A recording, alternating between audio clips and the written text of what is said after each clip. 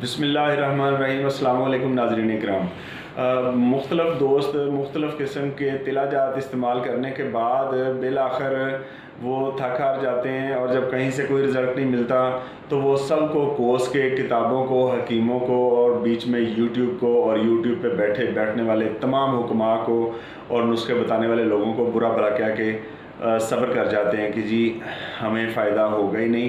تو پچھلی ویڈیو میں نے بتایا تھا وہ طلا کہ جس سے سائز میں جو ہے وہ اضافہ ہوتا ہے۔ آج جو میں نسخہ بتانے جا رہا ہوں وہ ہے جی انتشار کی کمی کے لیے کیا کریں، کون سا طلا استعمال کریں کہ جو ہمیں رزلٹ دے۔ تو بھائی میرے اس کے لیے جیسے میں نے پچھلی ویڈیو میں بھی عرض کیا تھا کہ کسی قسم کا کوئی شیر اپنا مگرمچھ اور اس کے لیے لگڑ بگڑ کی چربی کی کوئی ضرورت نہیں ہے، کوئی ریچھ کی چربی اور کوئی ایسا کچھ کوئی چیز اس میں نہیں ڈلے گی، ٹھیک ہے۔ بالکل سادہ اجزاء ہیں، لیکن آپ نے کوشش کر کے اس کو بنانے میں اپنی مرضی نہیں کرنی۔ وہ میں ہر ویڈیو میں کہتا ہوں، ہر دوست کو کہتا ہوں کہ جیسے میں بتاؤں ویسے بنا کے استعمال کریں۔ اگر میرے بتائے ہوئے طریقے پہ استعمال کرتے ہیں، ٹھیک ہے، تو یہ نہیں ہو سکتا کہ آپ کو فائدہ نہ ہو۔ اور اگر آپ اس میں اپنی مرضی کرتے ہیں، کوئی شارٹ کٹ ڈھونڈتے ہیں، میں نے بتایا ہوا کہ دوائی آپ ہاتھ سے کوٹیں اور آپ جناب علی جا کے اسے گرینڈر میں پسوا لیتے ہیں یا خود پیس لیتے ہیں، اور پھر آپ کہتے ہیں کہ جی دوائی سے فائدہ نہیں ہوا، تو اس دوائی سے میرے بھائی کوئی فائدہ نہیں ہوگا، کیونکہ اس میں آپ نے اپنا لچ تل دیا ہے، ٹھیک ہے۔ تو لچ نہیں تلنا، ٹھیک ہے نا جی۔ عقل جو ہے وہ استعمال نہیں کرنی، جیسے میں نے بتایا ہے نسخہ آپ نے ویسے ہی تیار کرنا ہے، کیونکہ ایک اگر دوا ساز ہے، ایک طبیب ہے، اس کا اپنا ایکسپیرینس ہے، وہ اگر ایکسپیرینس آپ کے ساتھ شیئر کرتا ہے تو اس کا مطلب یہ نہیں ہے کہ آپ اس میں اپنی طرف سے ترمیم کر رہے ہو کہ جی ہم آپ سے بڑے حکیم ہیں، کیونکہ تو ہم اس میں کچھ نہ کچھ تو اپنا کریں گے۔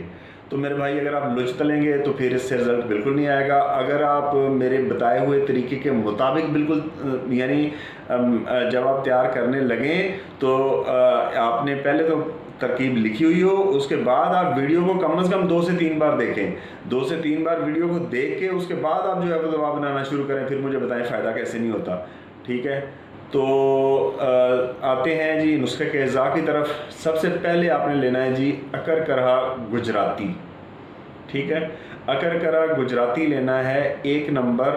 اکرکرے میں 2-3 ورائٹیاں ہوتی ہیں، اور جو سستے والا اکرکرہ جس کو پنساری اکرکرہ کہہ کے دے رہے ہوتے ہیں، حقیقت میں وہ اکرکرہ ہوتا ہی نہیں ہے۔ اکرکرہ کی پہچان یہ ہے کہ جب آپ وہ لکڑیاں سی ہوتی ہیں جی، ٹھیک ہے، آپ وہ جیسے توڑ کے چباتے ہیں منہ میں رکھ کے، تو وہ زبان پہ جیسے کانٹے چبھتے ہیں نا جی، ایسے ہلکا ہلکا چبھن ہوتی ہے، ٹھیک ہے، اور اچھی خاصی محسوس ہوتی ہے۔ وہ اتنی ہلکی نہیں ہوتی کہ وہ ہر کوئی محسوس نہ کر سکے۔ وہ جیسے آپ رکھیں گے، چبائیں گے اسے، ٹھیک ہے، تو واضح طور پہ آپ کی زبان پہ ایسے محسوس ہوگا کہ جیسے سوئیاں سوئیاں چبھ رہی ہیں، ٹھیک ہے۔ تو آپ نے 1 نمبر دیکھ کے کسی اچھے پنسار سٹور سے گجراتی اکرکرہ لینا ہے جی، اور وہ آپ نے اپنی ضرورت کے مطابق اور اپنی جیب کے مطابق لے کے آپ نے اس کو اچھی طرح ہاون دستے میں باریک کرنا ہے۔ اب اچھی طرح سے باریک کرنے سے میری مراد یہ ہے کہ آپ اسے کوٹیں، کوٹنے کے بعد آپ اسے کپڑے سے چھانیں، ٹھیک ہے جی، کپڑ چھان کریں، یہ بالکل باریک صفوف ہو، جتنا باریک صفوف ہوگا اس کا اتنا زیادہ فائدہ ہوگا، ٹھیک ہے جی۔ تو جب یہ آپ باریک صفوف تیار کر لیں، اس کے بعد آپ اسے کسی ایئر ٹائٹ ڈبی میں ڈالیں اور اسے آپ محفوظ کر کے رکھ لیں۔ اب ہے جی طریقہ اس کو استعمال کرنے کا۔ تو استعمال کرنے کا طریقہ یہ ہے کہ آپ پیاز کا رس نکالیں گے جی، پیاز کا رس آپ اتنا نکالیں گے کہ جس میں آپ یہ اکرکرے کا صفوف ملائیں اور یہ پیسٹ بن جائے۔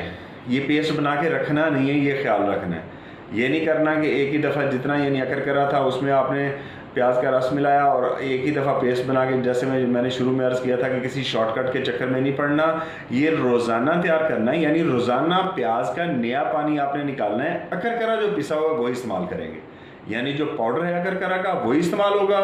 باقی جہاں تک ہے وہ اپنا پیاز کا سوال، تو پیاز کا رس آپ روزانہ نکالیں گے اور اس کو اس میں مکس کریں گے، مکس کر کے اس کا پیسٹ بنائیں گے۔ پیسٹ بنانے کے بعد آپ آگے کیپ کو چھوڑیں، نچلی سائڈ کو چھوڑیں اور اوپر سینٹر میں اس کا لیپ کر دیں، ٹھیک ہے جی، پتلا پتلا پتلا پتلا لیپ کر کے رات کو آپ سو جائیں، صبح آپ دھو دیں۔ نفس کو صابن سے نہیں دھونا، ٹھیک ہے، اور ٹھنڈے پانی سے نہیں دھونا، نیم گرم پانی ہو اس سے آپ جو ہے وہ دھوئیں، اور اپنا دن کے جو آپ کے معاملات ہیں وہ آپ کریں. اس سے کسی قسم کا کوئی چھالا نہیں پڑے گا. کوئی دانے وانے جیسے نکل آتے ہیں, مختلف تیل استعمال کرتے ہیں لوگ, بعد میں کہہ رہے ہوتے ہیں کہ جی پہلے اور مسئلہ تھا اب یہ اور ہو گیا ہے, تو یہ بالکل ویسی بات بن جاتی ہے کہ وہ حکیم صاحب تھے.